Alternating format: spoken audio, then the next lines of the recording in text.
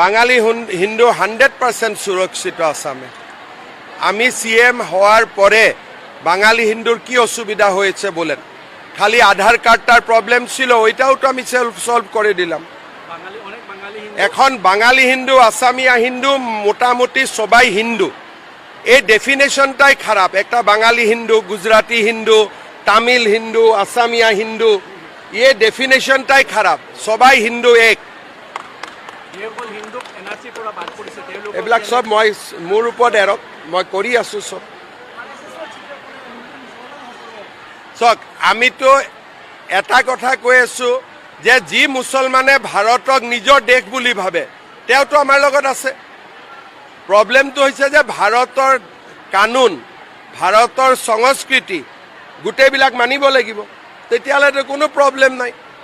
আপুনি বৰাকত থাকিব, বাংলাদেশৰ ৰেডিঅ' শুনিব, সেইটোতো নহ'ব, হয়নে নহয়? গতিকে বৰাকত থাকিব, ভাৰতৰ ৰেডিঅ' শুনক, আপুনি ভাৰতীয়। সুস্মিতা দেৱক আমি এতিয়া পশ্চিমবংগলৈকে পঠাই দিলোঁ। She is now our guest. So we'll respect her as a guest. She has already gone to West Bengal. মমতা দিদির কাছে কোয়াটো কোনো মই বাধা নাই, কিন্তু গেস্ট কতটা বলতে পারে ওইটা নির্ণয় আপনিয়ে নিয়ে নেন।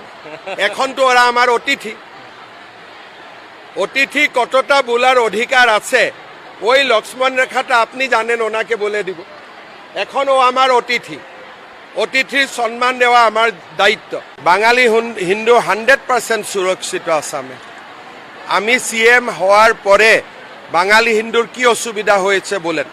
খালি আধার কার্ডটার প্রবলেম ছিল, ওইটাও তো আমি সলভ করে দিলাম। এখন বাঙালি হিন্দু, আসামিয়া হিন্দু, মোটামুটি সবাই হিন্দু।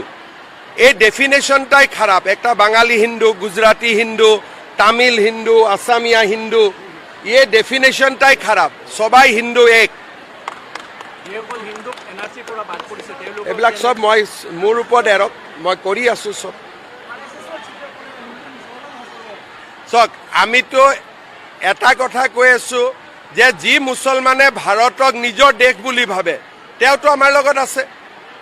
প্ৰব্লেমটো হৈছে যে ভাৰতৰ কানুন, ভাৰতৰ সংস্কৃতি গোটেইবিলাক মানিব লাগিব, তেতিয়াহ'লেতো কোনো প্ৰব্লেম নাই। আপুনি বৰাকত থাকিব, বাংলাদেশৰ ৰেডিঅ' শুনিব, সেইটোতো নহ'ব, হয়নে নহয়? গতিকে বৰাকত থাকিব, ভাৰতৰ ৰেডিঅ' শুনক, আপুনি ভাৰতীয়।